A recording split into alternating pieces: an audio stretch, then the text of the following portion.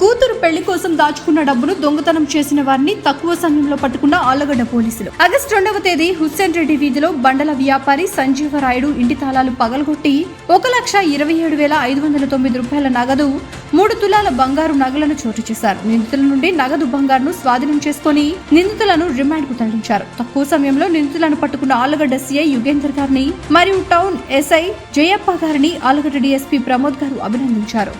ఆళ్లగడ్డ పట్టణం హుస్సేన్ రెడ్డి వీధిలో 2వ తారీఖు సాయంత్రం బొడ్డుగాళ్ల సంజీవరాయుడు అనే అతని ఇంట్లో 7:30 నుంచి 9:30 మధ్యలో వాళ్ళ ఇంట్లో దొంగతనం జరిగింది.